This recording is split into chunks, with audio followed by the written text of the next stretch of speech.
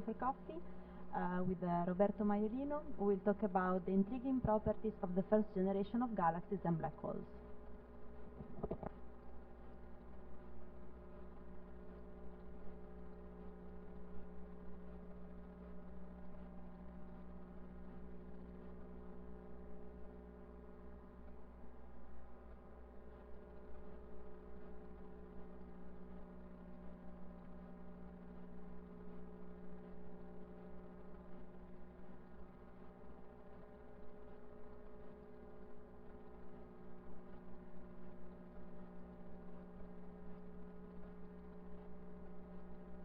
Okay. So this is the distribution of spectroscopic confirmation of galaxies redshift higher than 9, and you see the remarkable finding indeed of several galaxies which are particularly luminous and with some amazingly luminous galaxies out to redshift of 14, some of which are AGNs, which are dominated by star formation, and others is not clear what's their nature. Well, the most recent exciting result is indeed the discovery of this very luminous galaxy at redshift 14, and it's fairly extended, so it's unlikely that the AGN, if there is an AGN, it contributes significantly to the light. And so it leaves open various possibilities for explaining these very high luminosities, which are listed here and that we discussed also here. I'm sure will be discussed again in this conference. I don't think we can yet rule out or confirm any of these scenarios. However, I want to draw your attention to one interesting feature of this spectrum that is essentially lineless. And this is started to become constraining because the quality of the spectrum is very high. And the absence of lines indicate that either the galaxy is extremely metal poor and or that the escape fraction is of ionizing photons is very high, which are both interesting for the properties of these early galaxies. The other interesting highlights of these high redshift galaxies is this, which is not yet famous because not yet published, is not as luminous as the other galaxies, but as the name says, has an interesting feature that has a prominent laminar emission at redshift 13, which was totally unexpected because at this redshift the IgM is totally neutral, and so the damping wave should completely kill lemon alpha. One interesting properties, however, of this galaxy is that the slope of the continuum is extremely steep, extremely blue, with one of the steepest ever seen. And this indicates that probably the ionizing continuum of these galaxies is strong enough to create its own bubble out of which Lyman alpha can escape.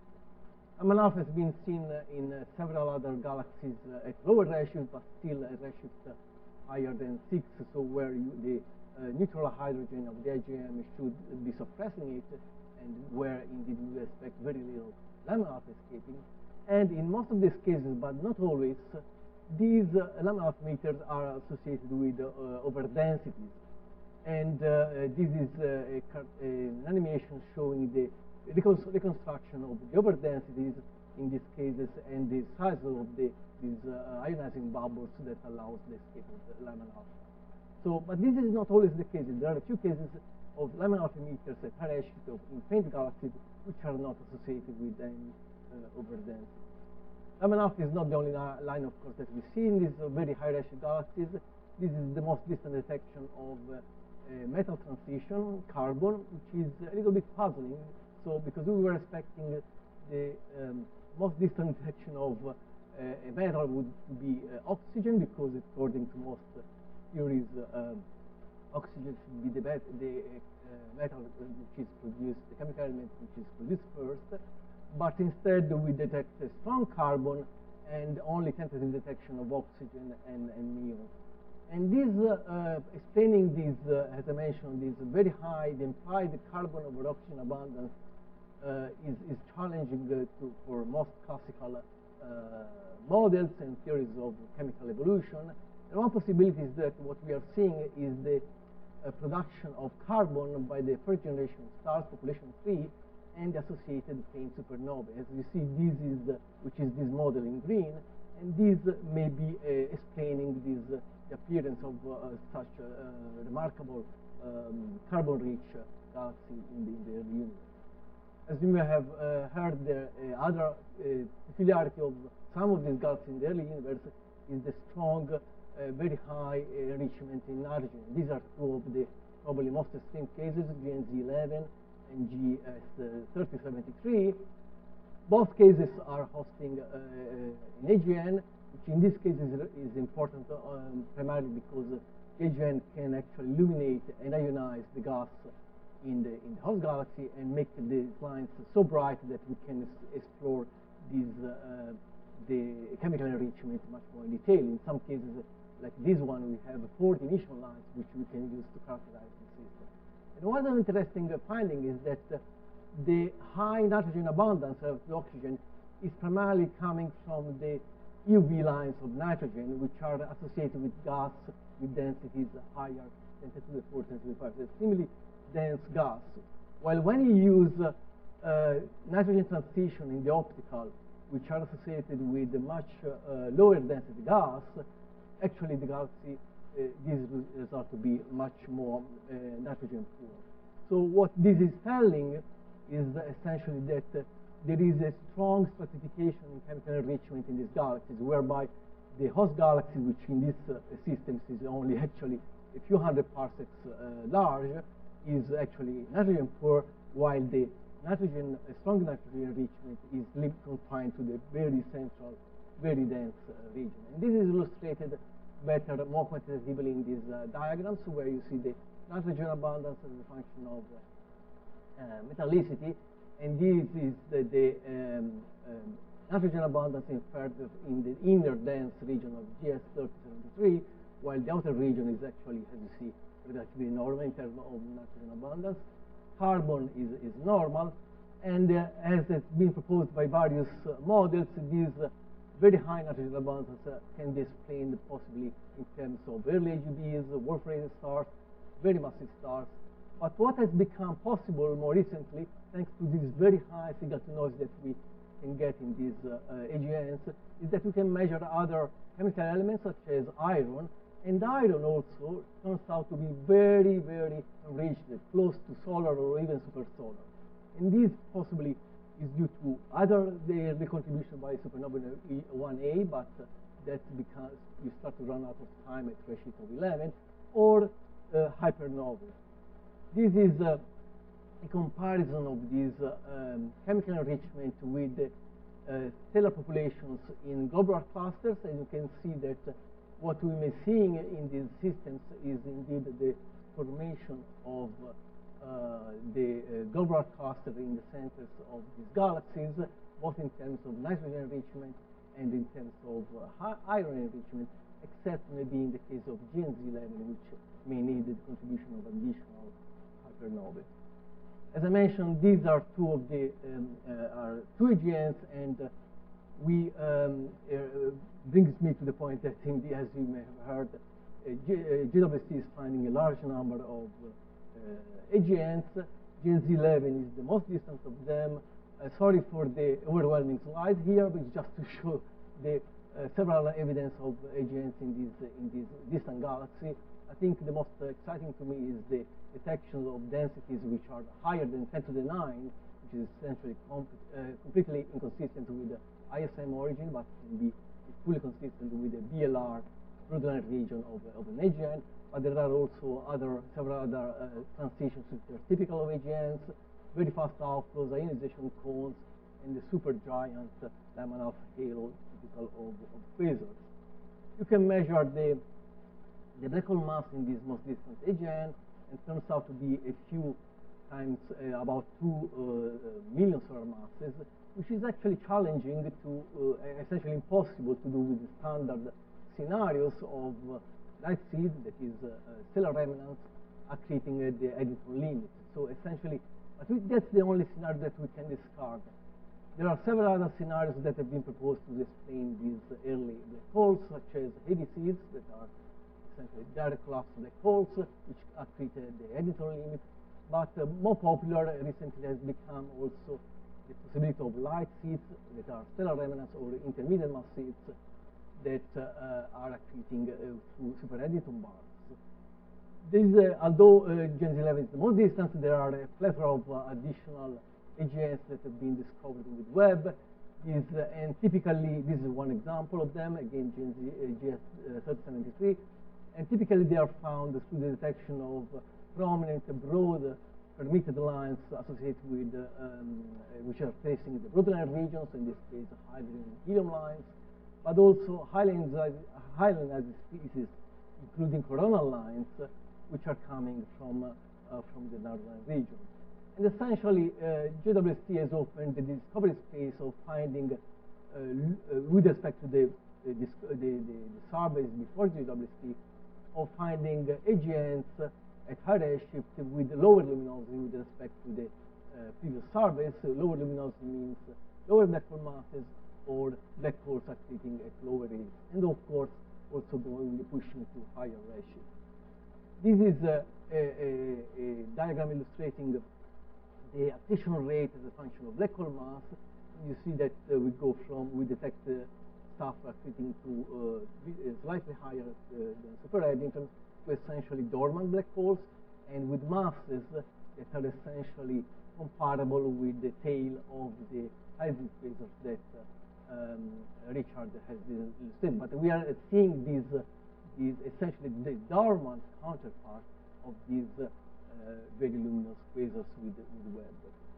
And one interesting finding that has been reported by various studies is that for many of these low luminous AGNs, we can detect the stellar light from the host galaxy, and these appear to be overmassive relative to the local black hole stellar mass relation. Now, there have been various claims that this offset might be too biased in the way we detect these black holes. Certainly, bias selection effects play an important role. I don't think this is the whole story, and I will explain this in a minute. However, even if, regardless of the bias, the simple fact that nature managed to produce such huge black holes in so small galaxies is it tells us something about how the black holes are formed and galaxies are formed in the early universe. So GWST has shown that galaxies grow very fast. It seems that black holes grow even faster. This is instead the black hole sigma relation. And you see in this diagram, high redshift black holes, which are these yellow ones, are actually consistent with the local relation, which is this blue line here. And this is telling us that the black hole sigma relation is actually not only more fundamental, which was already highlighted in local universe because it's tighter, but also universal. And it tends to actually hold also at high redshift. And this also indicates that as a corollarium, that the black hole selection effect bias at high redshift cannot explain entirely the offset of the black hole stellar mass relation at high redshift, because you should see the same effect in this black hole sigma relation, with the black hole masses being biased high. So what this is telling us is since sigma, the velocity expression, is somehow tracing the dynamical mass, it's telling you that the baryons in this black hole host galaxy are there in the right amount, but simply that they did not form stars as efficiently as the black holes. So the black hole probably has inhibited the formation of stars, not through ejective feed, but probably more like photodissociation and heating. I want, in this diagram, to point out this specific black hole, is dormant black holes, which is very overmassive, because this is actually an interesting test of models of black hole formation.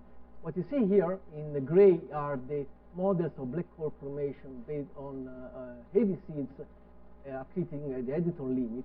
And you see that they struggle to reproduce the high mass of these black holes in this stellar mass galaxy, and the fact that this is dormant. Instead, models which are these in red, which are light or even heavy seeded, but which are experiencing bursts of superheavy interactivation, can actually reproduce very well these supermassive black holes. And it may sound a little bit counterintuitive that you need super neutron bursts to explain the normal black holes, but it's not so, because what happens is that in these models, the interactivation happens in very short bursts, and these allow the black holes to spend most of the time napping, being dormant. And so it's most likely to see these black holes while they are dormant rather than in their burst phase. And you can see that because of selection effects, we are missing this huge population of dormant black holes, and we're only seeing actually the tip of the iceberg, because we are essentially limited by the sensitivity, which is essentially facing this envelope here. Now, with Webb, we are detecting about 10% of the galaxies at high redshift host broadline AGNs with luminosity higher than 10 to the power 4, and a similar amount of narrowline AGNs. And as it was pointed out by Piero Madaud in a paper a few weeks ago, these may be potentially, this population of high-redshift AGN can potentially be relevant for the reionization of the universe. The other interesting thing is that these newly discovered AGNs are much more numerous than the X-ray selected AGNs. And this has been pointed out as possibly being a problem, because these might violate the X-ray background, since these are resolving most of the X-ray background. If these AGNs share the same spectral energy distribution of classical X-ray selected AGNs. However, that's not the case. This is shown in these diagrams, where you see that this is the volumetric to X-ray luminosity as a function of volumetric luminosity, where you see this is the relation of classical, local, optical, and X-ray selected AGNs. And regardless of the selection, type 1 broadline, type 2 narrowline, so medium-frequency selected AGNs, all of these AGNs discovered by the GLST, the vast majority at least, are extremely X-ray weak, and in most cases X-ray undetected, even when stacking them. Okay, and actually there are actually local analogs. This is just one example, but there are several more of AGNs in actually low metallicity galaxies, which are characterized by an extreme X-ray weakness, despite the evidence for AGNs being there in terms of variability, high ionization lines, and broad lines. So what's happening? One possibility is that there is extreme X-ray absorption at the level of beam Compton thick, so that all X-rays are essentially absorbed all the way up to hard X-rays. However, the absorbing medium must be relatively dust-free, because we see these in broadline AGNs.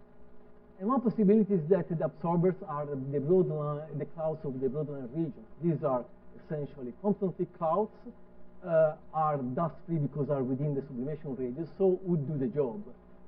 However, since we are seeing this in the majority of the AGNs, the covering factor of these broadline clouds should be close to 100%. The other possibility is that these AGNs are intrinsically X-ray weak, because, for instance, missing or a corona, or a hot corona, which is producing the hard X-ray. And we honestly see evidence in support of both scenarios. In this scenario, we expect that the H alpha associated with the broadline region, so the broad component, should have much higher equivalent width, because the covering factor is much larger. And indeed, we are seeing that in these JWST discovered AGNs, the equivalent width of the broad H alpha is much larger than in classical AGNs. However, we are also finding that the width of these broad components is typically only a few thousand kilometers per second, so similar of the narrowline Seyfert-1 in the local universe, which are characterized by indeed a very steep X-ray spectrum. So it seems that both scenarios contribute to the X-ray observed X-ray weakness. I want to draw your attention to this case here, which we call the Rosetta Stone, because it's particularly useful to explore, which is the most extreme in terms of X-ray weakness. Okay, this has an infrared excess, a hot excess associated with which is likely tracing hot dust in the torus, so confirming the AGN nature. It has broad emission lines of H alpha, H beta, Paschen beta, helium-1, everything. Okay? However, an interesting feature is that it has this prominent blue-shifted H alpha absorption, which is actually seen in about at least 20% of the agents discovered by GWST. Now, H alpha in absorption is extremely difficult to see because the n equals 2 level is not a metastable level. It's a very short lifetime. So in order to see H alpha in absorption, you have to populate n equals 2 and keep it populated. The only way to have it is to have extremely high density. So you have it needs at least 10 to the 9 particle per cubic centimeter. So essentially, this is absorbing gas which is in the borderline region, that is the borderline region cloud, or close to the borderline region. Interesting additional feature is that these objects is also extremely radio weak, and we would expect to see these detected. And is also the local analog, by the way, and a few others are similarly agents that are extremely radio weak. Now, one possibility is that the density of these VLR clouds that are absorbing the H alpha are also completely free thick. So these would also completely kill the radio. So that's a possibility that is these systems are free thick. Another possibility is that there is the nuclear magnetic fields in this system is not yet developed properly, are young systems, and so the weak magnetic field doesn't produce the nuclear jet, so no radio. On the other hand, the magnetic field is what is lifting the gas out of the disk to produce the hot corona, and so there are no X-rays as well. Last two slides. This is for Abishai. So we also can trace the ionized alphas in the systems through the blue-shifted wings of the oxygen 3 lines. So luminous quasars are characterized by these prominent wings, as well as low luminosity, low redshift AGNs.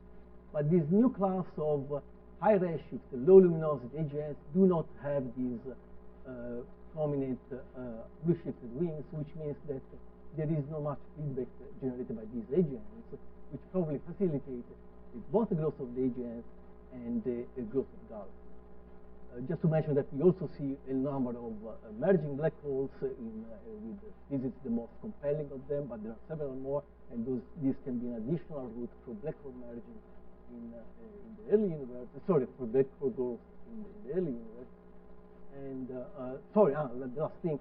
There's been claims of that a number of these AGNs are not AGNs, but there is, I don't have time to display this, but all of the scenarios that the borderlines are not associated with AGNs, that means supernovae, hyperdense ultra-metal-power alphas, or Raman scattering are totally ruled out, so multiple lines of evidence, but I don't have time to go through that, so I will stop here because otherwise they will kill me, and I will just show only the summary. Okay. Thank you very much. I think we have time only for one question, and then we go for coffee. Hi, thanks, Roberto. A question about the overmassive black holes. So you had this point that they're not so offset from the M sigma relation, and then you had a comment that this implied that the baryons were there but had not turned with a high efficiency into stars. And that last comment I didn't quite follow, because for a given stellar mass, you can make sigma arbitrarily high by making radius small. Yeah. So it seems. So I guess I don't know how you know that. For a small number of the system, we can measure the radius, which is very difficult because despite this being low luminosity and the resolution of the obscurity is still challenging. And the dynamical mass seems indeed to align with the local black hole dynamical mass relation, but that's much more uncertain. So, and we can do this measurement only for 20% of these agents. For the others, yes, this statement relies on the assumption that the radius of these agents, the radius of the outskirts of the agents, is similar as the rest of the galaxy population. But yes, this is how to say an interpretation, but is not, I agree that it could be something else also. Okay, thank you. So thank you very much, Roberto. We can go on with the conversation at coffee. And thank you also to all the speakers we had in this morning session.